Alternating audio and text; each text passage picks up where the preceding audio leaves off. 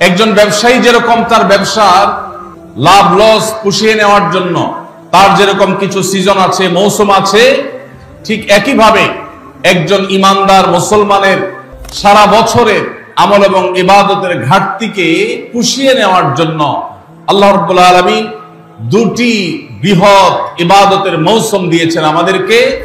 কিভাবে করব, কোনটা করব কোনটা করব না, এই সম্পর্কে যথেষ্ট ধোঁয়াশা আমাদের মধ্যে আছে। আমাদের নানা অপরাধ, গুনাহ, পাপাচারের কারণে হয়তো জাহান্নামীদের তালিকায় আমাদের নাম চলে গেছে। আমাদের দোরগোড়ায় উপস্থিত হয়ে গেছে বরকত এবং মাগফিরাত, নাজাত, বরকতের মাস রমাদান। এই রমজান মাসের ফজিলত, এর মর্যাদা, এর তাৎপর্য, এর মাহাত্ম্য রমজানের আগে থেকেই আমাদেরকে রপ্ত করতে হবে। রমজান আসার আগে থেকেই যদি আমরা রমজান মাসের গুরুত্ব, এ মাসের তাৎপর্য, এ মাসের করণীয়, এ মাস সংক্রান্ত মাসাইলগুলো জানতে পারি, তাহলে আমাদের রমাদান কোরআন এবং হাদিসের আলোকে আমরা সাজাতে পারবো। আমাদের রমাদান সাধনা সার্থক হবে, আমাদের রমাদান সফলভাবে আমরা পালন করতে পারবো ইনশাআল্লাহ। তারই ধারাবাহিকতায় আজ আপনাদের সামনে আমি যে বিষয়ে কথা বলতে চাই সেটি হলো মাহে রমাদানের করণীয় আমল সমূহ। আল্লাহ রাব্বুল আলামিন ঈমানদারদের প্রতি অনেক বড় অনুগ্রহ করেছেন। বছরের 11 মাস একজন ঈমানদার, জান্নাত প্রত্যাশী মানুষ জান্নাতের পথে এগিয়ে যাওয়ার জন্য যে পরিমাণ নেক আমল, যে পরিমাণ ইবাদত, যে পরিমাণ তাকওয়ার চর্চা করার কথা, শয়তানের প্ররোচনার কারণে, আমাদের ঈমানের দুর্বলতার কারণে, নানা কারণে সেটাতে আমরা পিছিয়ে থাকি। বছরের 11 মাস আমল এবং ইবাদতে আমাদের যে ঘাটতি হয়, আমরা যতটুকু পিছিয়ে থাকি, যতটুকু অভাব এবং শূন্যতা সৃষ্টি হয়, সারা বছরের আমল এবং ইবাদতের ঘাটতিকে পুষিয়ে নেওয়ার জন্য আল্লাহ রাব্বুল আলামিন দুটি বৃহৎ ইবাদতের মৌসুম দিয়েছেন আমাদেরকে। তার সবচেয়ে বড় মৌসুম আমাদের দোরগোড়ায় উপস্থিত, সেটি হলো রমজান মাস। আরেকটি ইবাদতের মৌসুম আছে বছরের, দ্বিতীয় বৃহত্তর ইবাদতের মৌসুম, যে সম্পর্কে আমাদের সমাজে খুব একটা জানাশোনাও নাই, সেটা হলো জিলহজের প্রথম 10 দিন ইবাদতের আরেকটি মৌসুম। একজন ব্যবসায়ী যেরকম তার ব্যবসার লাভ লস পুষিয়ে নেওয়ার জন্য, অন্য সময়ের ঘাটতি পুষিয়ে নেওয়ার জন্য তাকে যেরকম কিছু সিজনকে কাজে লাগাতে হয়, তার যেরকম কিছু সিজন আছে, মৌসুম আছে, ঠিক একইভাবে একজন ইমানদার মুসলমানের ইবাদতের ঘাটতি পোষাবার মৌসুমের নাম হলো রমজান মাস। আমার এই রমজান মাস পাওয়ার পরও যদি কেউ 11 মাসের ইবাদতের ঘাটতি পুষিয়ে নিতে না পারে, এই রমজান মাস পাওয়ার পরও যদি কেউ আল্লাহর কাছ থেকে নিজের মাগফিরাত আদায় করে নিতে না পারে, আমাদের নানা অপরাধ, গুনাহ, পাপাচারের কারণে হয়তো জাহান্নামীদের তালিকায় আমাদের নাম চলে গেছে, সেই নাম কাটাবার সবচেয়ে সুবর্ণ সুযোগ আমাদের দোরগোড়ায় উপস্থিত রমজান মাস। এই রমজান মাস পাওয়ার পরও যদি কোনো মুসলমান আল্লাহর কাছ থেকে তার নাম জাহান্নামীদের তালিকা থেকে কাটিয়ে জান্নাতীদের তালিকায় অন্তর্ভুক্ত করতে না পারে, তাহলে এর চাইতে হতভাগা, এর চাইতে দুর্ভাগা, এর চাইতে কপাল পড়া মুসলমান আর কেউ হতে পারে না। প্রিয় ভাইরা আমার, জীবনে আল্লাহ তাআলা আমাদেরকে অনেক রমজান মাস দিয়েছেন। আল্লাহ নবী সাল্লাল্লাহু আলাইহি সাল্লাম খোদ তার জীবনে তিনি রমজান পেয়েছেন সাকুল্যে 8টা। দ্বিতীয় হিজরিতে আল্লাহ রাব্বুল আলামিন রমজানের রোজা ফরজ করেছেন, 10ম হিজরিতে আল্লাহ তাআলা তাকে দুনিয়া থেকে নিয়ে গেছেন। তাহলে সাকুল্যে সর্বোচ্চ 8টা রমজান পেয়েছেন আমাদের নবীজি সাল্লাল্লাহু আলাইহি সাল্লাম। কয়টা রমজান পেয়েছেন? 8টা। আজ গাবতলীর এই মাহফিলে আমরা যারা উপস্থিত আছি, আমাদের এখানে এমন বহু মানুষ আছেন যে তার জীবনে 40, 50, 60টা পর্যন্ত রমজান মাস পেয়েছেন। ঠিক না ঠিক? সাহাবীদের অনেকে তাদের জীবনে মাত্র একবার রমজান পেয়েছেন। হয়তো ইসলাম গ্রহণ করেছেন রমজানের আগে, রমজান মাসটা পেয়েছেন, এরপরে হয় মৃত্যু হয়ে গেছে, আর না হয় জিহাদের ময়দানে শহীদ হয়ে গেছেন। একটা রমজান জীবনে পেয়েছেন। বহু সাহাবী আছেন 2টা, 4টা রমজান পেয়েছেন। অনেক সাহাবী আছেন জীবনে একটা রমজানও পান নাই, ইসলাম গ্রহণ করেছেন, এরপরে আল্লাহর রাহে জিহাদে শামিল হয়েছেন, রমজান আসার আগে দুনিয়া থেকে চলে গেছে। তাহলে আমরা যারা জন্মসূত্রে মুসলমান, তাদের যার যত বছর বয়স তিনি ততগুলো রমজান পেয়েছি। সাহাবীরা যেখানে মাত্র জীবনে 2, 4, 6টা, 8টা, 10টা রমজান পেয়ে তারা জান্নাত প্রাপ্তির দৌড়ে এগিয়ে গেছেন, আমরা জন্মসূত্রে মুসলমান হয়েও জীবনে 40-50টি রমজান পাওয়ার পরও আমরা অনেকেই জান্নাত প্রাপ্তির দৌড়ে এগিয়ে যেতে পারি নাই। এর চেয়ে বড় দুর্ভাগ্যের বিষয় আর কিছু হতে পারে না। ভাইরা আমার, এই জন্য আসন্ন রমাদান আর কয়েকদিনের মধ্যে যে রমজান শুরু হতে যাচ্ছে, আসুন এইবারের রমজান সম্পর্কে একটা সংকল্প করি, শপথ করি। এই রমজান জীবনের অন্য 10টি রমজানের মতো কাটাবো না। এই রমজানকে আমি ব্যতিক্রম, সম্পূর্ণ ভিন্নতর, সম্পূর্ণ আমল এবং ইবাদত এবং তাকওয়া চর্চার মধ্য দিয়ে আল্লাহর মাগফিরাত, নাজাত নিজের করে নেওয়ার মধ্য দিয়ে আমার এই রমজানকে আমি সার্থক করার চেষ্টা করব ইনশাআল্লাহ। ভাইরা আমার, রমজানের আমল ইবাদত কিভাবে করব, কোনটা করব কোনটা করব না, এই সম্পর্কে যথেষ্ট ধোঁয়াশা আমাদের মধ্যে আছে। আমাদের এই দেশে মুসলমানদের কাছে রমজান মাস মানে 4টি কাজ। রমজান মাস মানে কয়টা কাজ? 4টা কাজ। রমজান মানে হলো রোজা রাখা, তারাবির নামাজ পড়া, আর সাহরি খাওয়া, ইফতার খাওয়া, ব্যাস। রোজা, তারাবি, সাহরি, ইফতার, এই 4 জিনিসের নাম হলো আমাদের মুসলমানদের রমজান মাস। অথচ আমাদের প্রিয় নবী সাল্লাল্লাহু আলাইহি ওয়াসাল্লাম রমজান মাসে এই 4 কাজের বাইরে আরো অনেক আমল, অনেক কর্মসূচি, অনেক কার্যতালিকা, অনেক আমলের তালিকা তিনি আমাদেরকে দিয়েছেন, যেটা আমরা মুসলমানরা অনেকেই জানি না। আজ আমরা নবী করিম সাল্লাল্লাহু আলাইহি ওয়াসাল্লাম আমাদেরকে রমজান মাসে যে সমস্ত আমল করতে বলেছেন, আমরা সেই সমস্ত আমলের কথা আপনাদের সঙ্গে খুব সংক্ষেপে শেয়ার করব ইনশাআল্লাহ। কারণ আমি নবী করিম সাল্লাল্লাহু আলাইহি ওয়াসাল্লামের হাদিস থেকে এবং কোরআনে কারীম থেকেও 27টি আমলের কথা আপনাদের সঙ্গে শেয়ার করব ইনশাআল্লাহ, যার সবগুলোই রমাদানের জন্য স্পেশাল, তবে অনেকগুলো রমজানের বাইরের সময়ও আমাদের পালনীয় এবং করণীয়।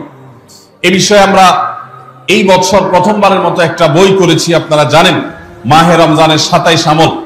এই বই থেকে আমি 27টি আমল আপনাদেরকে শোনাবো ইনশাআল্লাহ। রমাদান কেন্দ্রিক যে সমস্ত আমল, যে সমস্ত করণীয় আমাদের আছে, তার মধ্যে প্রথম করণীয় হলো শাবানের 29 তারিখে পশ্চিম আকাশে রমজানের চাঁদ তালাশ করা। এটা একটা আমল। কোন দিন চাঁদ তালাশ করবেন? শাবানের 29 তারিখ। এই বছর আমাদের দেশে শাবানের 29 তারিখ কবে হচ্ছে? রোজা কবে থেকে শুরু হচ্ছে?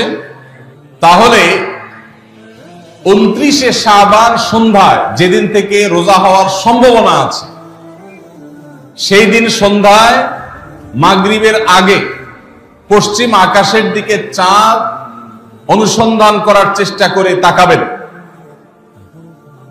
পশ্চিম আকাশে চাঁদ অনুসন্ধান করার জন্য যদি চেষ্টা করেন, একটু খোঁজার চেষ্টা করেন, চাঁদ দেখতে যদি পান তো ভালো, এমনকি যদি চাঁদ দেখতে নাও পান, চাঁদ দেখার চেষ্টা যে করেছেন এর কারণ আপনার আমল নামাতে সওয়াব লেখা হবে, একটা সুন্নত আদায় করার সওয়াব।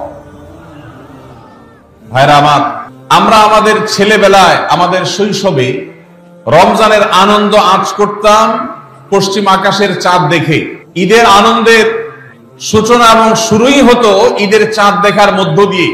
এমন একটা সময় আমরা এখন এসে পৌঁছেছি, যে সময়ে সবাই চাঁদ তালাশ করে, কিন্তু সেটা আকাশে না, ফেসবুকে। ঠিক না ভাই? ঠিক।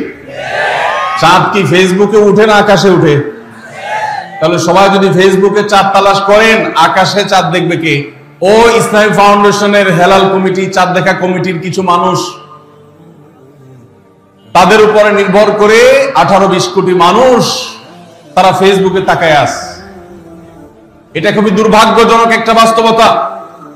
নবী করিম সাল্লাল্লাহু আলাইহি ওয়াসাল্লামের হাদিসটা আমরা লক্ষ্য করি, তিনি বলেছেন, সুমু লিরুয়াতিহি ওয়া আফতিরু লিরুয়াতিহি, তোমরা চাঁদ দেখে সিয়াম সাধনা করবে, চাঁদ দেখে রমাদান উদযাপন করবে, চাঁদ দেখে রমাদানের ইবাদত বন্দেগী করবে, আর চাঁদ দেখে তোমরা ঈদ উদযাপন করবে। চাঁদ দেখে তিনি আমাদেরকে রোজা রাখতে বলেছেন, অতএব চাঁদ দেখতে হবে কি হবে না? ভাইরা আমার, বিলুপ্ত হওয়া মৃত প্রায় সুন্নাহগুলোর মধ্যে থেকে একটা হলো চাঁদ তালাশ করার সুন্নাহ। এটা ফরজে কিফায়া, মুসলিম সমাজের কেউ যদি না করে সবাই গুনাহগার হবে। এটা খুবই রিস্কি একটা বিষয়, দুর্ভাগ্যজনক একটা বিষয় যে 20 কোটি মানুষের রমজান মাত্র মুষ্টিমেয় কয়েকজন মানুষের দেখার উপর নির্ভর করবে। ভাইরা আমার, আমরা পশ্চিম আকাশে চাঁদ দেখার চেষ্টা করব ইনশাআল্লাহ। যদি চাঁদ দেখতে পান আপনি, তাহলে নবী সাল্লাল্লাহু আলাইহি সাল্লামের সেখানে একটা দোয়া পড়বেন, আল্লাহুম্মা আহিল্লাহু আলাইনা বিল ইয়ুমনি ওয়াল ঈমান ওয়াস সালামাতি ওয়াল ইসলাম রব্বি ওয়া রাব্বুকাল্লাহ।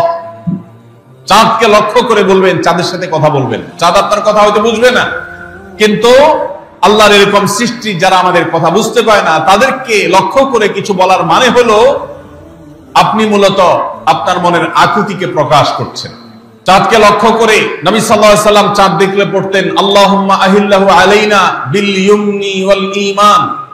হে আল্লাহ, এই যে চাঁদ আমি দেখতে পাচ্ছি, এই চাঁদের পুরো মাসটাকে যে আমার জন্য বরকত এবং ঈমান দিয়ে পরিপূর্ণ করে দিন।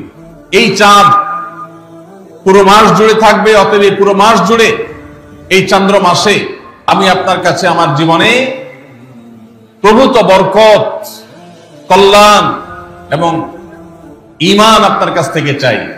ওয়াস সালামাতি ওয়াল ইসলাম, এবং আমি নিরাপত্তা চাই। এই চাঁদ, এই চন্দ্র মাস আমার জন্য যেন নিরাপদ হয় এবং ইসলামের সাথে যেন এই মাস আমি অতিবাহিত করতে পারি, ঈমানের সাথে যেন অটল অবিচল থাকতে পারি। রব্বি ওয়া রাব্বুকাল্লাহ, হে চাঁদ, তোমার সৃষ্টিকর্তা পালনকর্তা আর আমারও পালনকর্তা এক আল্লাহ। ভাইরা আমার, চাঁদ দেখার চেষ্টা করা যাবে তো ইনশাআল্লাহ? সোশ্যাল মিডিয়াতে আপনি চাঁদের খবর খোঁজেন, দোষ নাই, কিন্তু আমরা সবাই যদি সোশ্যাল মিডিয়াতে চলে যাই, পশ্চিম আকাশে চাঁদটা দেখবে কে? দুর্ভাগ্য। মসজিদ মাদ্রাসার ছাত্ররা, ওলামা ইকরাম, তারাও চাঁদ তালাশ করতে দেখা যায় খুবই কম, খুবই নগণ্য। আল্লাহ তাআলা আমাদের সবাইকে মৃত প্রায় সুন্নাহকে জিন্দা করার তৌফিক দান করুন। এই বছর 29শে রমাদান শুক্রবারে হবে না শনিবারে হবে? কে কে চাঁদ দেখবেন হাত তোলেন। আল্লাহ আমাদের সবাইকে চাঁদ দেখার তৌফিক দান করুন। মৃত সুন্নাহকে জিন্দা করার নিয়তে চাঁদ দেখবেন ইনশাআল্লাহ। আল্লাহ আমাদের সবাইকে আমল করার তৌফিক দান করুন। ভাইরা আমার, তাহলে রমজান কেন্দ্রিক প্রথম আমল পেয়ে গেলাম, প্রথম কর্মসূচি পেয়ে গেলাম, সেটা হলো শাবানের শেষ তারিখে পশ্চিম আকাশে চাঁদ তালাশ করবো ইনশাআল্লাহ। নাম্বার 2, রমজানের দ্বিতীয় আমল, যেটা রমজানের প্রধান আমল মূলত কি সেটা বলেন দেখি। রমজানের প্রধান আমল কি ভাই? রোজা রাখা। মাশাআল্লাহ, উত্তর সঠিক। রোজা রাখা রমজানের সুন্নত না মুস্তাহাব? ফরজ। ফরজ মানে হলো আল্লাহর সেই নির্দেশ, যে নির্দেশ লঙ্ঘন করলে জাহান্নামের শাস্তি অবধারিত, জাহান্নামের শাস্তি এড়ানো যাবে না, যে নির্দেশ মান্য করা আবশ্যক, এরকম একটি ফরজ। ইসলামের স্তম্ভ কয়টা ভাই? 5টা। নবী করিম সাল্লাল্লাহু আলাইহি সাল্লাম বলেছেন, বুনিয়াল ইসলামু আলা খামস। ইসলাম দাঁড়িয়ে আছে 5টি ফাউন্ডেশনের উপরে, 5টি খুঁটির উপরে, 5টি ভিত্তির উপরে। সেই 5টি ভিত্তির 1 নম্বর হলো শাহাদাতি আল্লাহ ইলাহা ইল্লাল্লাহ ওয়া আন্না মুহাম্মাদান রাসূলুল্লাহ। আল্লাহ ছাড়া ইবাদত এবং উপাসনার উপযুক্ত আর কেউ নাই, আর মুহাম্মদ সাল্লাল্লাহু আলাইহি সাল্লাম আল্লাহর পাঠানো রাসূল, এই কথার সাক্ষ্য মুখে দেওয়া, এটা হলো 1 নম্বর স্তম্ভ। স্তম্ভ নম্বর 2, 5 ওয়াক্ত নামাজ আদায় করা। স্তম্ভ নম্বর 3, যাকাত আদায় করা, যাদেরকে আল্লাহ সামর্থ্য দিয়েছেন, সচ্ছলতা দিয়েছেন। স্তম্ভ নম্বর 4, হজ করা। স্তম্ভ নম্বর 5, রমজানের রোজা রাখা। তবে অনেক হাদিসে রমজানের রোজাকে 4 নম্বরে আর হজকে 5 নম্বরে রাখা হয়েছে। তাহলে রমজান মাসের রোজা রাখা এটা শুধু ফরজ না, মৌলিক ফরজ। নবী করিম সাল্লাল্লাহু আলাইহি সাল্লাম বলেছেন, যদি কেউ জীবনে একটি রোজাও শরিয়া গ্রাহ্য ওযর ছাড়া কেউ যদি ভঙ্গ করে, রোজা না রাখে, রমজানের পরে যদি সে সারা জীবনও রোজা রাখে, দায় মুক্ত হয়তো হয়ে যাবে, সে কাজা আদায় করেছে, কাফারা আদায় করেছে, দায় মুক্ত হয়তো হয়ে যাবে, কিন্তু রমজানের একটা রোজা রেখে আল্লাহর কাছে যে পরিমাণ মর্যাদার অধিকারী হওয়ার কথা, সারা জীবন রোজা রেখেও রমজানের ওই একটা রোজার ক্ষতিপূরণ করা সম্ভব নয়। এই জন্য সবাই রমজান মাসে ফরজ রোজা রাখবো তো ইনশাআল্লাহ। বয়স্ক সুস্থ ইমানদারের জন্য রমজানের রোজা রাখা ফরজ। ভাইরা আমার, পৃথিবীতে আজ অনেক বিজ্ঞানী রোজা বা ফাস্টিং এর উপরে গবেষণা করে অনেক বড় বড় পদক, অনেক বড় বড় পুরস্কার জিতেছে। এখন ডাক্তাররাও আমাদেরকে বলে যে একটা সময় আমরা যেন ফাস্টিং করি, একটা সময় আমরা যেন না খেয়ে থাকি, এটা আমাদের স্বাস্থ্যের জন্য ভালো। নবী সাল্লাল্লাহু আলাইহি সাল্লাম সেই ১৫০০ বছর আগে আল্লাহর দেয়া বিধান আমাদেরকে জানিয়েছেন। রমজানে পুরো মাস রোজা, শাবানে মুহররমে বেশি বেশি নফল রোজা, সোমবার বৃহস্পতিবার সাপ্তাহিক রোজা, চাঁদের ১৩, ১৪, ১৫ আইয়ামে বীজের মাসিক রোজা। নিয়মিতভাবে এই রোজায় সিয়াম গুলো যদি পালন করি আমরা, তাহলে আল্লাহর সন্তুষ্টি এবং জান্নাত লাভ যেমন হবে, ঠিক একই ভাবে আমরা দুনিয়াতে সুস্থ সবল থাকতে পারবো। আমাদের শরীরে অতিরিক্ত যে চর্বি তৈরি হয়, বিশেষ করে আজকের বিশ্ব বাস্তবতায় এই চর্বিগুলোকে বার্ন করার জন্য রোজার কোনো বিকল্প নাই। যদিও চর্বি বার্নের উদ্দেশ্যে রোজা রাখলে সে রোজা রোজা নয়।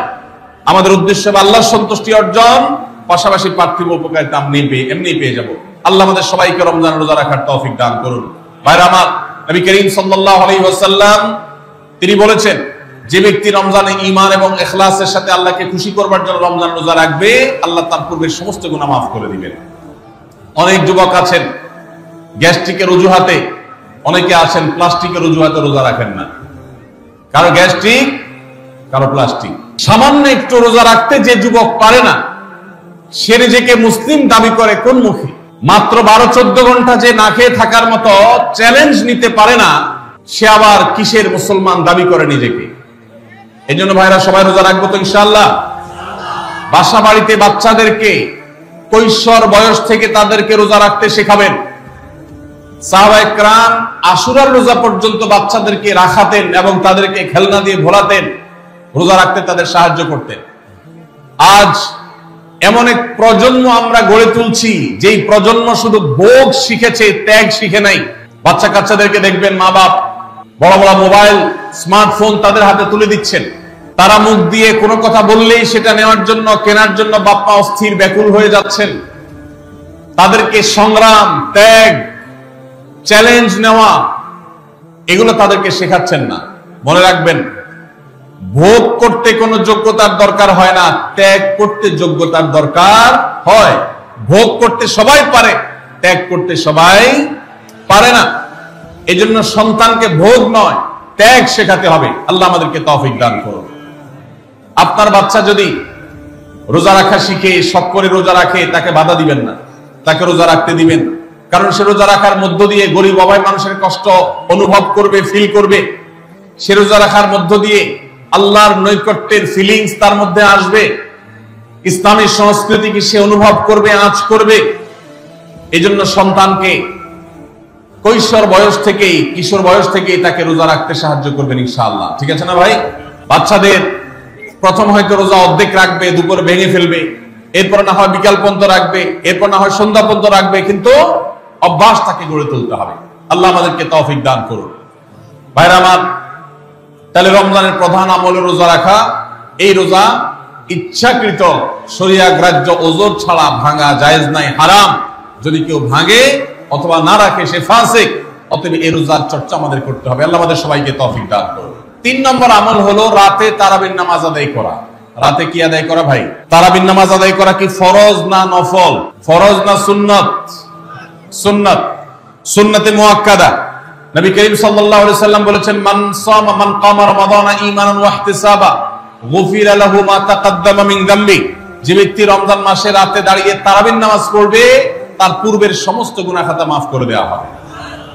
এই জন্য তারাবির নামাজ পড়বো তো ইনশাআল্লাহ। তারাবির নামাজ 4G গতিতে হবে না 5G গতিতে? কি বলেন? 4G না 5G? ভাইরা আমার, সবকিছুতে গতি ভালো না, সবকিছুতে গতি ভালো না। নেটের গতি যত বেশি হয় তত ভালো, কিন্তু নামাজের গতি, ইবাদত, সিজদার গতি, তারাবির গতি যত কম হয়, যত ধীরে ধীরে হয়, যত শান্তশিষ্ট ভাবে হয়, তত আল্লাহর কাছে বেশি মর্যাদাবান হয়। অতএব মহল্লার হাফেজ সাহেবদেরকে তাড়াতাড়ি নামাজ শেষ করার জন্য দৌড়ের উপর রাখবেন। ক্রিকেট খেলা আছে হুজুর আজকে, একটু খেয়াল রাখেন, বলবেন। ভাইরা আমার, আমরা তারাবির নামাজের কথা যখন স্মৃতিতে কল্পনায় আমরা ভাবি, তখন আমাদের স্মৃতিতে তুফান মিল মার্কা একটা নামাজ ভেসে উঠে, ঠিক না ঠিক? 5 ওয়াক্ত নামাজ এত তাড়াহুড়া করা হয় না তারাবি যত, অথচ তারাবি এটা তারবিহাত এর বহু বচন আরবি শব্দ, যার অর্থ হলো আরামের সাথে, ধীরস্থিরতার সাথে, রেস্ট করে করে যে নামাজ আদায় করা হয় তার নাম তারাবি। নাম হলো আরামের সাথে করা, আর আমরা করি ব্যারামের সাথে তাড়াহুড়ো করি। এই জন্য এলাকা এলাকা তারাবি ধীরে ধীরে পড়ার জন্য উদ্যোগ নেবেন তো ইনশাআল্লাহ। ইমাম সাহেবদেরকে, হাফেজ সাহেবদেরকে উদ্বুদ্ধ করবেন, ভাই হুলস্থুল করবেন না, কি পড়েন কিচ্ছু বুঝি না, এমন টান দেন শেষে যায় শুধু আলামুন তালামুন, আর এটা শুনে মনে করেন যে এখন স্টপ হয়েছে, এখন রুকুতে যাইতে হবে। এই নামাজ কি নামাজ? এটা তামাশা। ভাইরা আমার, স্পিডে তারাবি না পড়ে যদি একটু ধীরে তারাবি পড়া হয়, সর্বোচ্চ 15 থেকে 20 মিনিটের ডিফারেন্স হবে, এর বেশি না। মাত্র 15 মিনিটের জন্য আপনার পুরো নামাজকে আপনি বরবাদ করছেন। দেশের বেশিরভাগ মসজিদগুলোতে তুফান মিল মার্কা তারাবি পড়া হয়। এই তারাবি আল্লাহর কাছে কতটা গ্রহণযোগ্য হবে, এটা যথেষ্ট প্রশ্নবিদ্ধ বিষয়। আল্লাহ তাআলা আমাদের সবাইকে ধীরস্থিরতার সাথে খুব শান্তভাবে তারাবির নামাজ আদায় করার তৌফিক দান করুন। চেষ্টা করা যাবে না ইনশাআল্লাহ। ভাইরা আমার, আল্লাহ রাব্বুল আলামিন নামাজের ক্ষেত্রে হুলস্থুলতা পছন্দ করেন না। যার নামাজ যত বেশি সময় নিয়ে আদায় করেন তিনি আল্লাহর কাছে তত শ্রেষ্ঠ, তত ভালো নামাজ। আর যার নামাজে যত হুলস্থুল করা হয় তার নামাজের কোয়ালিটি, মর্যাদা আল্লাহর কাছে তত কম। অতএব আমরা রমজানের তৃতীয় আমল জানলাম তারাবির নামাজ, এবং সেটা ধীরস্থিরতার সাথে আদায় করবো। আল্লাহ আমাদের তৌফিক দান করুন। নাম্বার 4, সাহরি খাওয়া। সাহরি খাওয়া এটা রমজানের একটা আমল। আপনি সারা বছর লাঞ্চ করেন, ডিনার করেন, দুপুরের খানা খান, রাতের খানা খান, সকালে ব্রেকফাস্ট নাস্তা করেন, কিন্তু এর কোনোটা ইবাদত হয় না, এর কারণে আপনি সওয়াব পাবেন না। কিন্তু রমজান মাসে ভোর রাতে ঘুম থেকে উঠে যে আপনি খাবার খাবেন, এই খাবার খাওয়ার জন্য যে উঠলেন এবং খাইলেন, এর কারণে আপনার অ্যাকাউন্টে আপনার আমলনামা আল্লাহ তাআলা সওয়াব জমা করে দিবেন। আপনি রিওয়ার্ড পাবেন, বিনিময় পাবেন। কেন? কারণ নবী করিম সাল্লাল্লাহু আলাইহি সাল্লাম বলেছেন, তাসাহহারু ফাইন্না ফিস সাহুরি বারাকাহ। তোমরা সাহরির খাবার খাবে ভোর রাতে। রোজার মাসে রোজা রাখতে গিয়ে সাহরির খাবার খাবে। কেন? কারণ সাহরির যে খানা, এই খানাতে আল্লাহ তাআলা বরকত রেখেছেন। এই খানা খাইলে তার জন্য আমাদের স্পিরিচুয়াল, আধ্যাত্মিক বিভিন্ন রকমের উপকারিতা আল্লাহ তাআলা এর মধ্যে নিহিত রেখেছেন। এর মধ্যে খাদ্য শক্তি আছে, আমাদের এনার্জি হবে শরীরে, রোজা রাখতে সহজ হবে। এর পাশাপাশি সাহরির খাবারে আলাদা একটা বরকত আছে, শেফা, বহুবিধ উপকারিতা আমাদের শরীরের, আমাদের মনের জন্য আল্লাহ তাআলা রেখেছেন। এই জন্য সাহরি খাওয়াটা আলাদা একটা ইবাদত। যদি আপনার সন্ধ্যা রাত্রে বেশি খাওয়া হয়ে যায়, সাহরিতে খানা খাওয়ার মতো মুড না থাকে, অন্তত এক ঢোক পানি, একটা খেজুর, সামান্য কিছু খেয়ে হলেও আপনি সাহরি খাবেন এবং তাতে আপনি সওয়াব পাবেন। কোনো কারণে যদি সাহরি খেতে না পারেন, রাতে উঠতে পারেন নাই, অ্যালার্ম বাজছে কিন্তু শুনেন নাই, উঠে দেখেন ফজরের আজান হয়ে গেছে, তাহলে ওই দিনের রোজা কি হবে নাকি হবে না? হবে। মাশাআল্লাহ, বগুড়ার মানুষ মাশাআল্লাহ জানে, দেখা যায় রোজা হয়ে যাবে ইনশাআল্লাহ। কারণ এই সাহরি খাওয়াটা ফরজও না, ওয়াজিবও না, এটা সুন্নাত। সুন্নাত ছুটে গেলে ইবাদত হয় না, ব্যাপারটা সেরকম না। 5 নম্বর আমল হলো, সাহরি তো খাবো ঠিক আছে, কিন্তু সেটা শেষ সময়ে খাওয়া, দেরিতে খাওয়া। সাহরি কি আগে খাবেন না শেষের দিকে খাবেন? শেষের দিকে। কেন? কারণ নবী করিম সাল্লাল্লাহু আলাইহি সাল্লাম বলেছেন, লা ইয়াজালুন নাসু বিখাইরিন মা আজ্জাল ফুতুর ওয়া আখারুস সাহুর। এই উম্মত, মুসলিম জাতি ততদিন পর্যন্ত কল্যাণের উপর প্রতিষ্ঠিত থাকবে, তারা কল্যাণকে স্পর্শ করতে পারবে যতদিন পর্যন্ত তারা সাহরি তাড়াতাড়ি খাবে না দেরিতে খাবে? দেরিতে খাবে। আর ইফতার তাড়াতাড়ি করবে। তাহলে সাহরি দেরিতে খাওয়া হলো সুন্নাত। আমাদের দেশে গ্রামে অনেক মুরব্বীরা এখনো আছেন, রাত 12টা, 1টা, 2টা বাজে সাহরি খেয়ে শুয়ে থাকেন। তারা চিন্তা করেন পরে খাইতে গেলে আবার বর্ডার ক্রস হয়ে যায় কিনা, সীমা লঙ্ঘন হয়ে যায় কিনা, রিস্ক নেওয়ার দরকার কি, এই জন্য 12টার সময় খেয়ে রাখি। এটার কারণে সাহরি খাওয়ার সওয়াব পাবেন ঠিকই, কিন্তু দেরিতে সাহরি খাওয়ার যে সুন্নাত, সেই সুন্নাত আদায় হবে না। এই জন্য দেরিতে খাবেন। দেরিতে খাওয়ার মানে আবার এরকম দেরি না যে আপনি আর মুয়াজ্জিন সাহেব দুজন কম্পিটিশন করছেন, আপনার হাতে খাবারের প্লেট আর মুয়াজ্জিনের হাতে মাইক, আপনি আগে শেষ করেন আর মুয়াজ্জিন আগে আজান দিবে, কম্পিটিশন চলছে। এত দেরি করে একেবারে লাস্ট মিনিট পর্যন্ত খাওয়া সুন্নাত নয়। কথা কি বুঝাতে পারছি? কয়েক মিনিটের গ্যাপ রেখে তারপরে খাবার শেষ করবেন, কারণ নবী করিম সাল্লাল্লাহু আলাইহি ওয়াসাল্লাম সাহরি খেয়ে শেষ করে ফজর নামাজ শুরু করতেন, এর মধ্যে 50টা আয়াত পড়ার মতো গ্যাপ রাখতেন, অর্থাৎ প্রায় 10 মিনিটের মতো একটা গ্যাপ থাকতো। এই জন্য আমরা একটা গ্যাপ রেখে তারপর সাহরি শেষ করব। অর্থাৎ ফজরের আজান যদি হয় উদাহরণস্বরূপ 5:25 বা 30, তাহলে আমরা 2-4 মিনিট আগে সাহরি খেয়ে শেষ করবো ইনশাআল্লাহ। তাহলে সাহরি দেরি করে খাওয়া, শেষের দিকে খাওয়াটা সুন্নত। আল্লাহ আমাদেরকে আমল করার তৌফিক দান করুন। রমজান মাসে সাহরির নামে একটা নতুন নাটক শুরু হয়েছে এই দেশে, সেটার নাম হলো সাহরি পার্টি। আপনারা শুনেছেন, বিশেষ করে শহরের ছেলেফেলেরা, ইউ পোলাপান, তারা আজকাল ভোর রাতে বন্ধু বান্ধব সহ রেস্টুরেন্টে গিয়া সাহরি পার্টির আড্ডা বাইর করছে। শয়তানি এবং ফাইজলামির আর কোনো জায়গা নাই, সাহরির জন্য পার্টি বাইর করছে, তাও আবার ছেলে মেয়ে একসাথে মিলেমিশে। ভাইরা আমার, সাহরি খাওয়া ইবাদত, এবং সাহরির এই সময়টা দোয়া কবুলের সময়, তাহাজ্জুদের সময়। আল্লাহ তাআলা দুনিয়ার আকাশ থেকে ডেকে ডেকে বান্দাকে ক্ষমা করেন। এই সময়টাতে আড্ডাবাজি করা, এটা হতভাগা ছাড়া আর কারোর কোনো কাজ হতে পারে না। এরপরে 6 নম্বর আমল হলো ইফতার করা। রোজা রেখেছেন কিন্তু ইফতার করেন নাই, রোজা হয়ে যাবে কিন্তু সুন্নাত আদায় হবে না, এজন্য ইফতার করা একটা সুন্নাত। আল্লাহ তাআলা আরহামুর রাহিমিন, এমন একটা মাস রমজান মাস, সারা বছর কিন্তু আমরা নাস্তা করি, সারা বছর যেটা নাস্তা করি রমজানে সে নাস্তাই করি। পার্থক্য হলো সারা বছর নাস্তা করি সকালে, রমজান নাস্তা করি সন্ধ্যায়। মানুষ দীর্ঘ সময় না খেয়ে থাকার পরে যে খাবার খায় সেটাকেই ব্রেকফাস্ট বলে, সেটাকেই নাস্তা বলে। আরবিতে যে ইফতার বলা হয়, এই ইফতার শব্দের অর্থ কিন্তু নাস্তা। ইফতার শব্দের অর্থ কি? নাস্তা। সারা বছর নাস্তা খেলে কোনো সওয়াব হবে, কিন্তু রমজান মাসে আপনি যদি সারাদিন উপবাস থাকার পর সন্ধ্যায় ব্রেকফাস্ট করেন, অর্থাৎ ইফতার করেন, তাহলে আল্লাহ তাআলা আপনাকে সুন্নাত পালন করার সওয়াব দিবেন। এজন্য ভাই, ইফতার করা একটা সুন্নাত। 7 নম্বর, ইফতার আবার তাড়াতাড়ি করা আরেকটা সুন্নাত। এটা 7 নম্বর আমল, ইফতারটা একটু তাড়াতাড়ি করা। তাড়াতাড়ি করা মানে কি? সূর্য ডুবার 2-4 মিনিট আগে। কি বলেন? তাহলে তাড়াতাড়ি কেমনে হলো? তাড়াতাড়ি মানে হলো সূর্য ডুবার সাথে সাথে করা, বিলম্ব বা দেরি না করা। নবী করিম সাল্লাল্লাহু আলাইহি ওয়াসাল্লামের ওই হাদিস আবারও আমরা স্মরণ করি। তিনি বলেছেন, লা ইয়াজালুন নাসু বিখাইরিন মা আজ্জালুল ফুতুর ওয়া আখারুস সুহুর। এই মানুষ, এই উম্মত ততদিন কল্যাণের উপরে প্রতিষ্ঠিত থাকবে যতদিন তারা ইফতার তাড়াতাড়ি করবে আর সাহরি দেরিতে করবে। ইফতার তাড়াতাড়ি করা এর মানে হলো সূর্য ডুবছে আর দেরি করবেন না। শিয়ারা এবং ইহুদিরা, তাদের মধ্যে রোজা আছে, ফাস্টিং আছে, তারা সেই রোজায় ইফতার করে হলো চতুর্দিক অন্ধকার হয়ে যাওয়ার পর, সূর্য ডুবার পর পর ইফতার করে না। তো এই জন্য নবী সাল্লাল্লাহু আলাইহি ওয়াসাল্লামের আদর্শ হলো তার বিপরীত, অর্থাৎ সূর্য ডুবার পর পর ইফতার করে ফেলা, অতিরিক্ত বিলম্ব না করা। আল্লাহ আমাদেরকে আমলের তৌফিক দান করুন।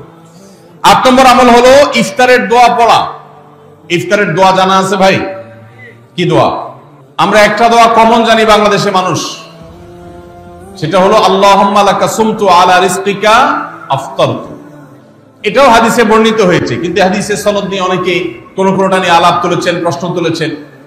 আল্লাহুম্মা লাকা সুমতু মানে হলো, হে আল্লাহ, আপনার উদ্দেশ্যে রোজা রেখেছি, ওয়া আলা রিজকিকা আফতারতু, এবং আপনার দেওয়া রিজিক দিয়ে ইফতার করেছি। আর ইফতারের আরেকটা দোয়া হলো যাহাবাজ জামা ওয়াবতাল্লাতিল উরুক ওয়া সাবাতাল আজরু ইনশাআল্লাহ। এটা একটা দোয়া।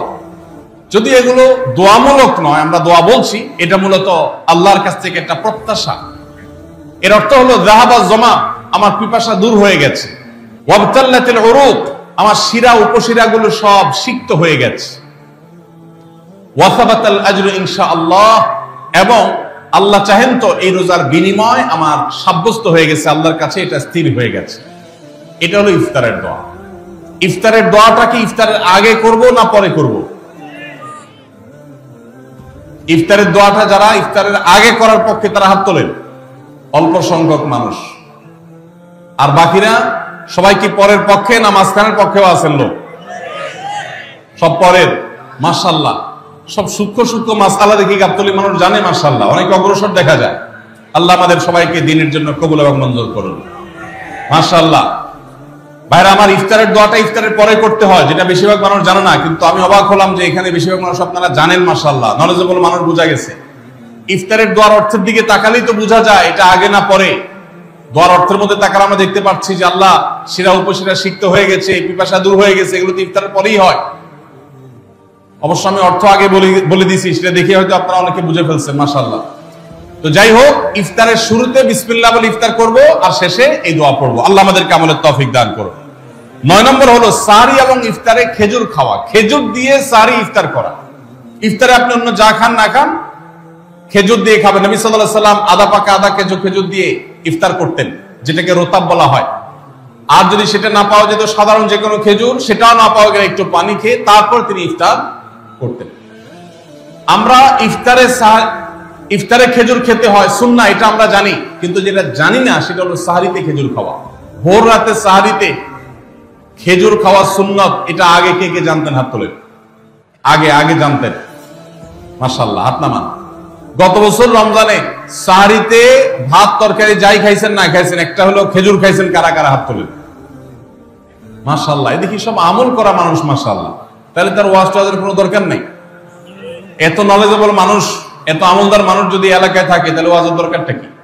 আল্লাহ আমাদের সবাইকে আমলের তৌফিক দান করুন। ভাইরা আমার, ইফতারে খেজুর খাওয়া যেমন সুন্নাত, সাহরিতেও খেজুর খাওয়া সুন্নাত, কিন্তু খেজুর খাওয়া কোনো ফরজ ওয়াজিব না। খেজুরের দাম বেশি হয়ে গেছে, আপনি কিনতে অপারগ। যদি একটা খেজুরও পুরো রমজানে না খান, আপনার রোজার কোনো অসুবিধা হবে। তবে নবী সাল্লাল্লাহু আলাইহি সাল্লাম যেহেতু ইফতার এবং সাহরিতে খেজুর খেতেন, আর খেজুরে প্রচুর পরিমাণ সুগার আছে, উপকারী, যেটা মানুষের স্বাস্থ্যের জন্য উপকারী, প্রচুর পরিমাণ এনার্জি আছে, খাদ্য শক্তি আছে, সারাদিন রোজা রেখে আমাদের যে সুগারের ঘাটতি হয় সেটা পূরণ করার জন্য সহায়ক হয়। এই জন্য সাহরি এবং ইফতারে খেজুর খাওয়া এমনিতেও উপকারী। আর নবী সাল্লাল্লাহু আলাইহি সাল্লামের সুন্নাত, তিনি বলেছেন, নি'মা সাহুরুল মুমিনি আত-তামার, ঈমানদারের সাহরির আইটেমের মধ্যে সবচেয়ে বেস্ট উত্তম হলো খেজুর। এজন্য অন্য যাই খান না খান, একটু হলো, এক পিস হলো খেজুর খাবেন। ইনশাআল্লাহ সুন্নাত আদায় করার নিয়তে খেলে এই খেজুর সুন্নাতটা আদায় হয়ে যাবে, আল্লাহ তাআলা তা চাহেন তো। তাহলে 9 নম্বর আমল পেলাম হলো সাহরি এবং ইফতারিতে খেজুর খাওয়া। 10 নম্বর আমল হলো সকল প্রকার পাপাচার বর্জন করা, গুনাহের কাজ থেকে বিরত থাকা। এইটা হলো রমজান মাসের দ্বিতীয় সর্বোচ্চ গুরুত্বপূর্ণ আমল। সিরিয়ালে আমরা 10 নম্বরে বলেছি, কিন্তু 27টা রমজানের স্পেশাল আমলের মধ্যে সবচেয়ে গুরুত্বপূর্ণ আমল হলো রোজা রাখা, আর দ্বিতীয় সর্বোচ্চ গুরুত্বপূর্ণ আমল হলো সব ধরনের পাপাচার বর্জন করা, গুনাহের কাজ ত্যাগ করা।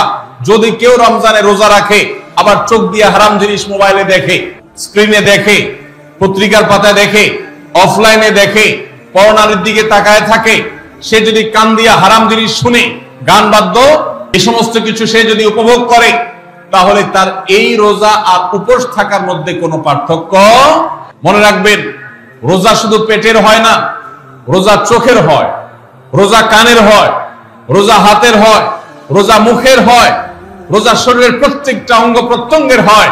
একজন মানুষ যখন তার পুরো শরীরে রোজা করে, সে যখন সকল অঙ্গ প্রত্যঙ্গ দিয়ে আল্লাহর আনুগত্য করে, আল্লাহর নাফরমানি থেকে বেরিয়ে আসে, তখন সে সত্যিকারের রোজাদার হয়। আর যে শুধুমাত্র দিনের বেলায় পানাহার বর্জন করে, যৌনাচার বর্জন করে, আর সমস্ত পাপাচার অপকর্ম সে যথারীতি অন্য সময়ের মতো রমজান মাসেও করে, এই রোজাদার পেটের রোজা রেখেছে, কিন্তু তার শরীরের অন্য অন্য অঙ্গ প্রত্যঙ্গ গুলো আল্লাহর কথা শুনে নাই, সেগুলো কিন্তু রোজা রাখে নাই। এই রোজা আল্লাহর কাছে মাকবুল এবং গ্রহণযোগ্য রোজা হতে পারে। অতএব আমরা রমজান মাসে সব ধরনের গুনাহের কাজ বর্জন করবো তো ইনশাআল্লাহ। প্রিয় ভাইরা আমার, রোজা কিন্তু আমাদের সাথে কথা বলে। রোজার ভাষা আমরা অনেকে জানি না, কি বলে সেটা অনেকে বুঝি না, কিন্তু রোজা আমাদের সাথে কথা বলে। কি কথা? সিয়াম শব্দের অর্থ, আমরা যেটাকে রোজা বলছি সেটা কোরআনের ভাষায় বলা হয় সিয়াম, হাদিসে বলা হয়েছে সেটাকে সওম বা সিয়াম। এই সওম বা সিয়াম একই শব্দ, এর অর্থ হলো বিরত থাকা। এর অর্থ হলো কি ভাই? বিরত থাকা, ব্রেক দিতে জানা। আল্লাহ রাব্বুল আলামিন রোজার মতো ইবাদত দিয়েছেন আমাদেরকে জীবনে ব্রেক দেওয়ার অভ্যাস গড়ে তোলার জন্য। আমরা যেন ব্রেক দিতে শিখি, আমরা যেন থামতে শিখি, আমরা যেন নিজেদেরকে নিয়ন্ত্রণ করতে শিখি। ইসলামের যে বৈশিষ্ট্য, ইসলামের যে বিউটি, ইসলামের যে সৌন্দর্য, সেটা হলো ইসলাম পৃথিবীর মানুষকে আত্মনিয়ন্ত্রণ করবার কথা বলে। আজ ভোগবাদী পৃথিবীর যেদিকে তাকাবেন, চতুর্দিকে দেখতে পাবেন শুধু ভোগের হাতছানি। দুনিয়াটা মস্ত বড়, খাও দাও আর ফুর্তি করো। শুধুমাত্র ফুর্তি ফুর্তি এবং ফুর্তি, ভোগ এবং ভোগ এবং ভোগ। গোটা পৃথিবী আপনাকে ভোগের কথা বলবে, ত্যাগের কথা বলবে না। ইসলাম আপনাকে ত্যাগের কথা বলে। আপনি ঈদ উদযাপন করবেন, ঈদ উল ফিতর, সেখানে পর্যন্ত ইসলাম বলে আগে গরিবের বাসায় ফিতরা পৌঁছাবে, তারপর তুমি ঈদগাহে যাবে, ঈদের আনন্দ করবে। আপনি কোরবানির ঈদে পশু জবে করে গোশত খাবেন, উৎসব করবেন। ইসলাম বলে ভালো কথা, তুমি উৎসব করবে, তোমাকে উৎসব করতেই দেওয়া হয়েছে, কিন্তু আগে গরিবের বাসায়ও এই গোশত পাঠাবে ঈদের, সেটা নিশ্চিত করবে, তার পাশাপাশি তুমি ঈদ উদযাপন করবে। আমরা যে রমজানের রোজা রাখি, এই রোজা আমাদেরকে বিরত থাকার কথা বলে। সেই বিরত থাকাটা কি? সেটা হলো আমরা যখন রোজা রাখি আমাদের পিপাসা হয়, আমাদের ক্ষুধা লাগে, পিপাসা হয়, আবার হাতের সামনে হয়তো পানিও আছে, আমার ক্ষুধা লাগে, হাতের সামনে হয়তো খাবারও আছে, কেউ দেখছেও না, সিসি ক্যামেরাও নেই, বদ্ধ রুমে কক্ষের মধ্যে, কিন্তু আমি রোজাদার। কোন রোজাদার রোজার মধ্যে খায়, পান করে? কেন? কারণ সে জানে আল্লাহ নিষেধ করেছে। আমরা যখন ইফতার সামনে নিয়ে বসে থাকি সন্ধ্যাবেলা, ভাইরা আমার, সারা বছর নাস্তা তো আল্লাহ তাআলা কম হোক বেশি হোক সবাইকে করার তৌফিক দেন, আমরা সবাই তো কম বেশি নাস্তা করি সারা বছর। আপনি যদি বুফে গিয়ে 100 আইটেমের নাস্তা দিয়েও আপনি খাবার গ্রহণ করেন, সকালের ব্রেকফাস্ট আপনি খান, ইফতারের সময় মাত্র 2-4টা আইটেম নিয়ে বসে থেকে আজানের জন্য, সূর্য ডুবার জন্য যে অপেক্ষা করেন, ওই অপেক্ষার সময় যে অবর্ণনীয় স্বাদ আর তৃপ্তি পাওয়া যায়, পৃথিবীর সমস্ত খাদ্য গ্রহণের মধ্যেও এই তৃপ্তি বা স্বাদ নাই। নবী সাল্লাল্লাহু আলাইহি ওয়াসাল্লাম সেজন্য বলেছেন, লিসাইমি ফারহাতান, রোজাদার ব্যক্তিকে দুটি আনন্দ দেওয়া হয়, ফারহাতুন ইনদা ফিতরি ওয়া ফারহাতুন ইনদা লিকাই রাব্বি। একটা আনন্দ হলো ইফতারের সময়, অবর্ণনীয়, ভাষায় প্রকাশ করবার অযোগ্য, কি ভালো লাগা কাজ করে। ইফতারের জন্য আমরা বসে আছি, খাবার সামনে আছে, রকমারি শীতল শরবত সামনে আছে, রকমারি খাবারের পসরা সাজানো আছে টেবিলে, দস্তরখানে, এদিকে পেটে ক্ষুধাও আছে, কিন্তু আমরা মিনিট গুনছি, আমরা সময় দেখছি, ঘড়ির দিকে তাকিয়ে আছি, সূর্য কখন ডুববে। সূর্য ডুবেছে আর সাথে সাথে আমরা ইফতার করছি। এই যে আল্লাহর নির্দেশের অপেক্ষা, ইসলাম রোজার মাধ্যমে আমাদেরকে সেই শিক্ষাটা দিতে চায়। রোজা আমাদের সাথে সেই কথা বলে যে দেখো, তুমি জীবনে বিরত থাকতে শিখো, গোটা পৃথিবী তোমাকে ভোগ শিখাবে, ইসলাম তোমাকে ত্যাগ শিখাবে, ইসলাম তোমাকে কন্ট্রোল করা শিখাবে। আমাদের তরুণদের চরিত্রকে নষ্ট করবার জন্য, তাদেরকে নানাভাবে উস্কানি দেওয়ার জন্য, বিনোদনের নামে, নিউজের নামে, বিজ্ঞাপনের নামে, বিভিন্ন নামে অশ্লীল নানা দৃশ্য, খোলামেলা দৃশ্য তাদের সামনে দেখানো হয়, ভোগের আহ্বান করা হয়। ইসলাম বলে, হে মুসলিম, তো তোমার চোখের এরিয়ার মধ্যে কোন পরনারী, কোন সুন্দরী নারী পড়ে গেছে, তুমি আজ করতে পেরেছ, সাথে সাথে তোমার দৃষ্টিকে তুমি নিয়ন্ত্রণ করো, অবনত করো। কুল্লিল মুমিনিনা ইয়াগুদ্দু মিন আবসারিহিম ওয়া ইয়াহফাযু ফুরুজাহুম।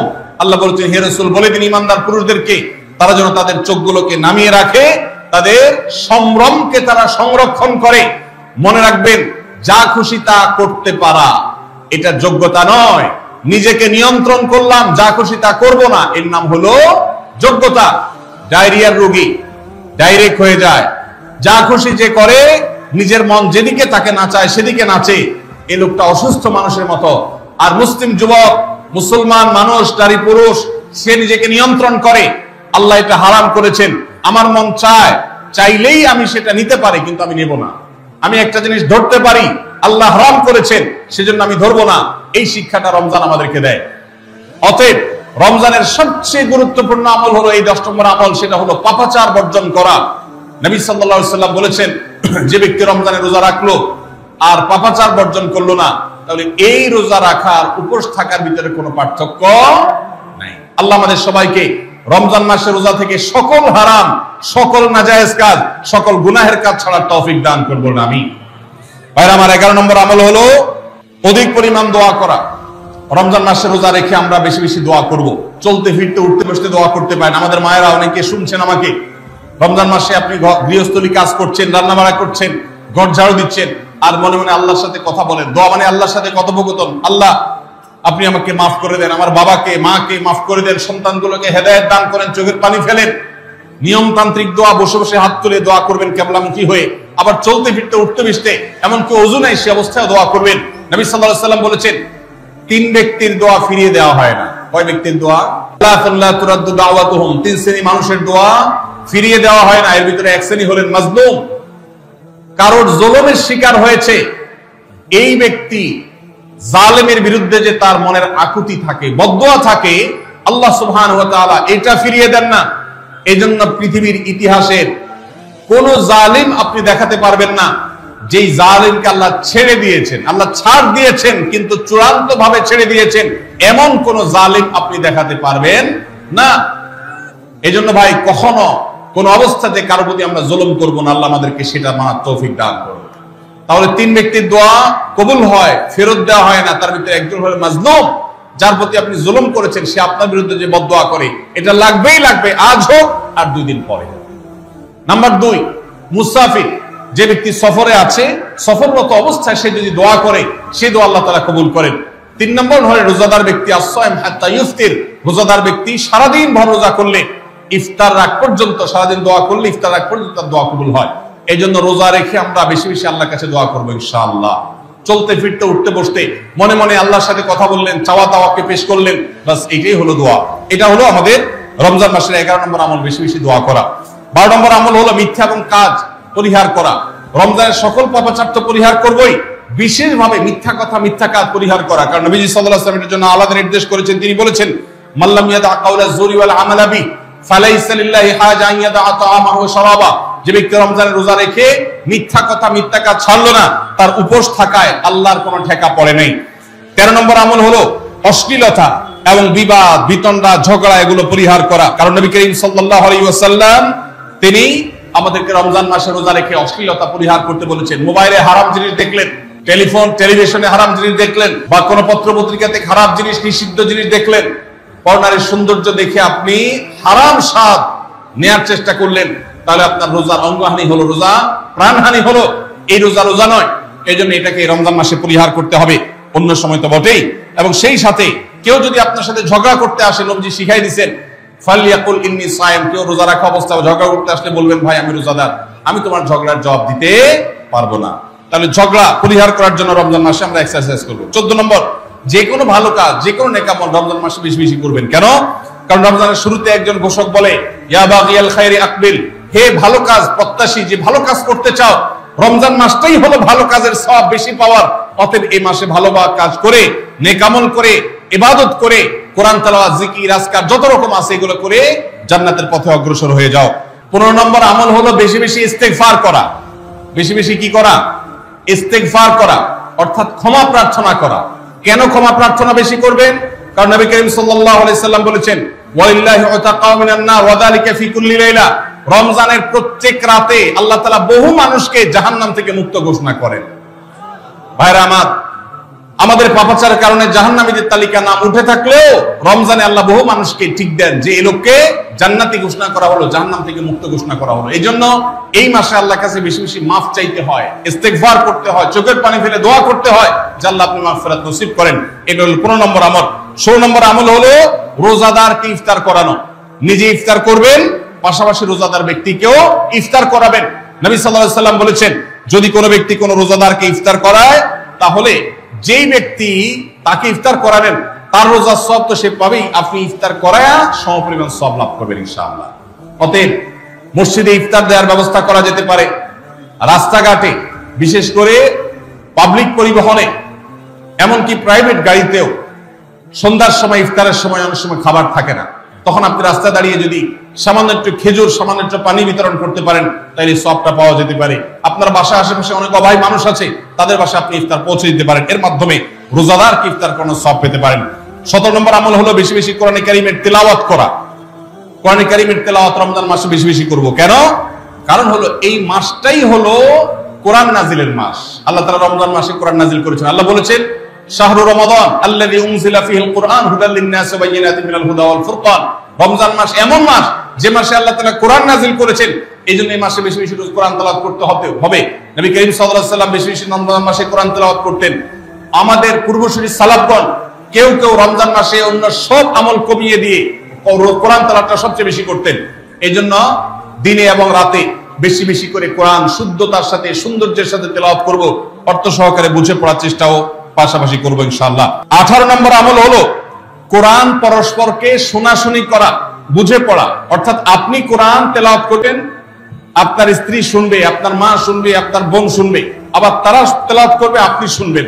আমরা তারাবির নামাজে এক পক্ষীয় তেলাওয়াত শুনি, হাফেজ সাহেব তেলাওয়াত করেন, আমরা শুনি, কিন্তু আমরা তেলাওয়াত করে আরেকজন শুনবে, এটা হয় না। নবী সাল্লাল্লাহু আলাইহি ওয়াসাল্লাম রমজান মাস আসলে জিবরিল ফেরেশতার সাথে কোরআন শোনাশুনি করতেন, জিবরিল তেলাওয়াত করতেন, নবীজি শুনতেন, আবার আমাদের নবীজি তেলাওয়াত করতেন, জিবরিল শুনতেন। এটা একটা সুন্নাত। এই সুন্নাতটা বিলুপ্ত হয়ে গেছে, এটা নিয়ে চর্চা নাই। এজন্য আমরা এটা বাসা বাড়িতে নতুন করে জিন্দা করব। আল্লাহ আমাদেরকে তৌফিক দান করুন। 19 নম্বর আমল হলো দান সাদাকা বেশি বেশি করা। নবীজি সাল্লাল্লাহু আলাইহি সাল্লাম এমনিতেই প্রচুর পরিমাণ দান করতেন, কিন্তু রমজান আসলে তার দানশীলতার পরিমাণ আরো বেড়ে যেত। এই জন্য অভাবী, প্রতিবেশী, গরিব দুঃখী সবার ঘরে ঘরে আমরা আমাদের সাধ্য অনুযায়ী দান পৌঁছানোর চেষ্টা করব রমজান উপলক্ষে। এটা রমজানের 19 নম্বর স্পেশাল আমল, বিশেষ আমল। 20 নম্বর রমজানের কর্মসূচি হলো ভোর রাতে দোয়া করা। কারণ সারা বছর ভোর রাতে তাহাজ্জুদের নামাজ পড়া বা দোয়া করার সুযোগ আমাদের হয় না, কিন্তু রমজানে সাহরি খেতে তো এমনি উঠেন, অতএব এই টাইমে দোয়া কবুল হয়।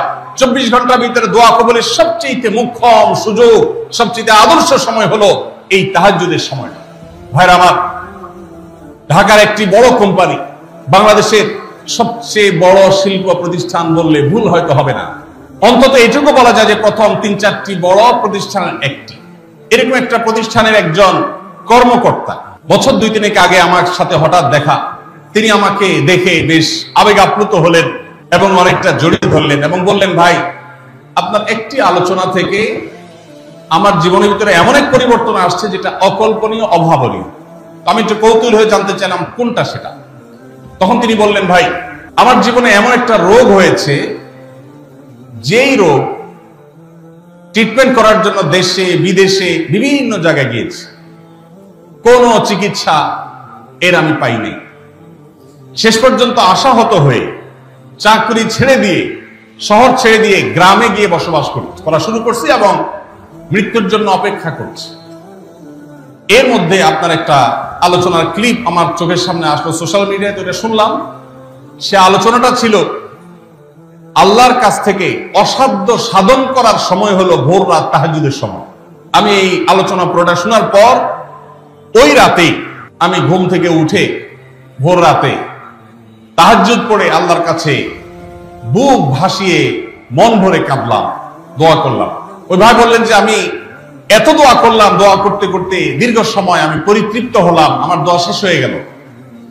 এরপর দোয়া করে শেষ করার পর ফজর নামাজের সময় হয়ে গেছে, আমার ফিল হলো, অনুভব হলো যে আমার শরীরে আর কোনো রোগ বালাই এখন মনে হয় নাই। এবং তিনি গত 2 দিন আগেও তার সাথে আমি দেখা করলাম ঢাকায়, গতকালকে দেখা করলাম, 2 দিন আগে না, মাত্র 1 দিন আগে দেখা করলাম। তিনি এখন সুস্থ সবল হয়ে আবার তার চাকরিতে ফিরে গিয়ে স্বপদে স্বমহিমায় আছেন। তিনি এক সহকর্মীকে ডেকে আমার সামনে বলছেন, এই তোমরা বলো তো, আমি আগে শারীরিকভাবে বেশি ফিট ছিলাম নাকি এখন বেশি ফিট? তখন তার সহকর্মী আমার সামনে বলছে, স্যার, আপনি আগে অনেক বেশি রাগারাগি করতেন, আপনি হট মেজাজি ছিলেন, অনেক বেশি অসুস্থ হয়ে যেতেন কিছু হলেই, কিন্তু এখন আপনি সে আগের সময়ের তুলনায় অনেক বেশি সুস্থ এবং ফিট। তিনি বললেন, ভাই, ভোর রাতের দোয়ার প্রভাব এত বেশি, তাহাজ্জুদের সময়ের দোয়া এত গুরুত্বপূর্ণ যে এই এক দোয়া আমার জীবনকে আমূল পরিবর্তন করে দিয়েছে। এই জন্য ভাইরা, রমজান মাসে বিশেষ করে যখন তাহাজ্জুদের সময় সাহরি খেতে যখন উঠবেন, সাহরি খাওয়ার পর 10টা মিনিট সময় হাতে রাখেন, বা সাহরি খাওয়ার আগে 10টা মিনিট আগে উঠে ওযু করে 2 রাকাত 4 রাকাত নামাজ পড়ে, বা নামাজ পড়ার সময় না থাকলে অন্তত কিবলামুখী হয়ে 2টা হাত তুলে আল্লাহর কাছে একটু চান। নবীজি সাল্লাল্লাহু আলাইহি সাল্লাম বলেছেন, রাতের শেষ প্রহর যখন হয়, দুনিয়ার আসমানে নেমে এসে আল্লাহ বান্দাদেরকে ডেকে ডেকে তাদের প্রত্যেকটা চাওয়া পূরণ করে দেন। এই জন্য ভাইরা, রমজান মাসে সাহরির সময় দোয়া কবুল হয়। রমজান উপলক্ষে বিশেষ করে এই আমলটা, সাহরির সময় আমলটা আমরা দোয়া করার আমলটা করতে পারি। তাহলে 20 নম্বর আমল হলো তাহাজ্জুদের নামাজ এবং ভোর রাতের দোয়া। এটা অন্য সময় করা যায়, কিন্তু রমজানের সুযোগটা বেশি আসে, সেজন্য এটাকে রমজানের স্পেশাল আমল হিসেবে আমরা উল্লেখ করলাম। আল্লাহ আমাদেরকে সবাইকে তৌফিক দান করুন। সাহরি খেতে উঠলে একটু দোয়া করবো তো ইনশাআল্লাহ। 2-4 মিনিটের জন্য হলে দোয়া করব, একাকী নির্জনে আল্লাহর কাছে কিবলামুখী হই। এর চেয়ে বড় দুর্ভাগ্যের বিষয় কি আছে যে আল্লাহ চাওয়ার জন্য ডাকছেন আর আমি অবহেলা করে বসে আছি। ভাইরা আমার, 5 ওয়াক্ত নামাজের জন্য মুয়াজ্জিন আপনাকে ডাকে, কিন্তু ভোর রাতে দোয়া কবুলের জন্য স্বয়ং আল্লাহ আপনাকে ডাকে। অতএব সারি খেতে উঠলে ভোর রাতে সারির সময় একটু দোয়া করবো তো ইনশাআল্লাহ।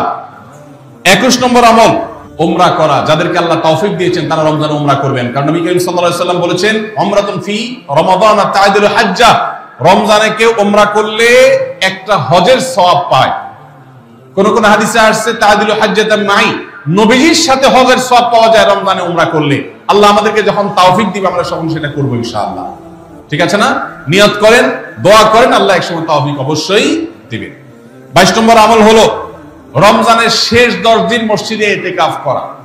গুরুত্বপূর্ণ একটা পয়েন্ট, মসজিদে ইতিকাফ করা। খুব মনোযোগ দিয়ে শুনি।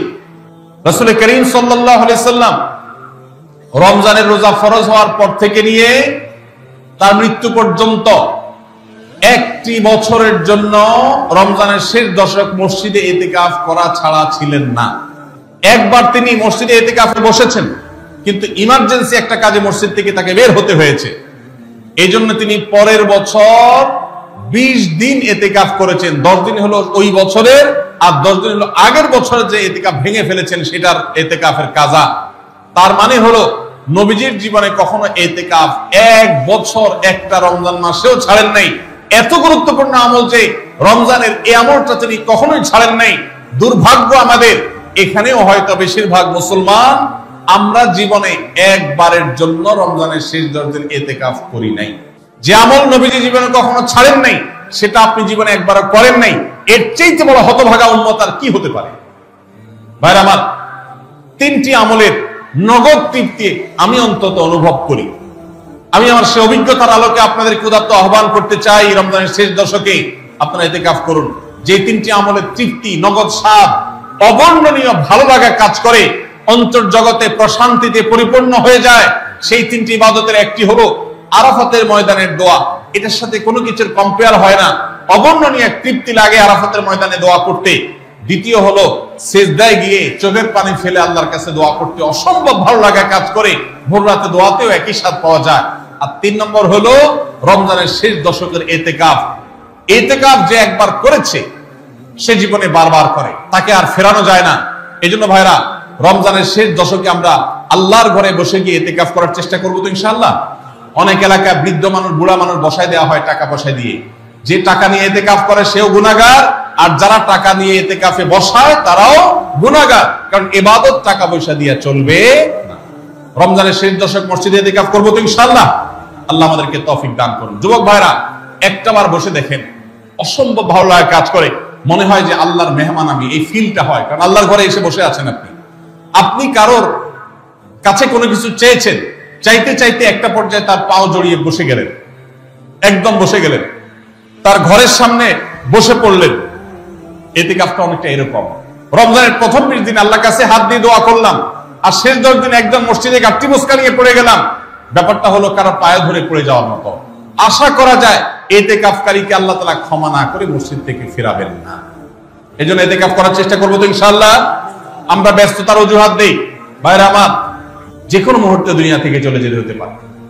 এই জন্য এই রমজানে প্ল্যান করেন, যত ব্যস্ত হন না কেন, আমি তো আমার সমস্ত ব্যস্ততাকে এক পাশে ঠেলে রেখে আল্লাহ আমাকে যখন থেকে তৌফিক দিয়েছেন রমজানের শেষ দশক ইতিকাফ ছাড়া বাইরে থাকবো এটা চিন্তাও করি না। এই জন্য যুবক ভাইদেরকে বলবো, প্রত্যেকটা মহল্লাতে 2 জন 5 জন 10 জন করে যুবকরা বসেন, কোরআনের গ্রুপ স্টাডি করেন, কোরআনের পাঠচক্র করেন, নিজেরা কোরআন হাদিসের আলোচনা করেন, রোজাদারি এবং দোয়া করেন। 10টা দিন আল্লাহর সাথে কানেক্টেড হওয়ার চেষ্টা করেন। 12 মাস ইবাদত, দাওয়াতের কাজ, ইসলামের কাজ করবেন, ইনশাআল্লাহ সেখানে বরকত পাবেন। রমজানের শেষ দশকে ইতিকাফ করবেন তো ইনশাআল্লাহ। আল্লাহ আমাদের সবাইকে তৌফিক দান করুন। 23 নম্বর আমল হলো শেষ দশকে ইবাদতের মাত্রা বাড়িয়ে দেওয়া। আমরা উল্টাটা করি।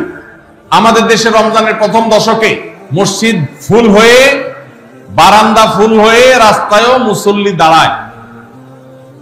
আর 10 রমজান চলে গেলে 20 রমজান পর্যন্ত বাহিরের মুসল্লি কমতে কমতে বারান্দার মুসল্লি কমে ভিতরে চলে আসে। আর শেষ 10 দিনে আসলে, ঈদের দিনগুলো যখন কাছে আসে, তখন 5 ওয়াক্ত নামাজের ওই নিয়মিত মুসল্লি ছাড়া বাকিগুলো সব উধাও হয়ে যায়। নবী সাল্লাল্লাহু আলাইহি ওয়াসাল্লাম কি করতেন? তার উল্টাটা।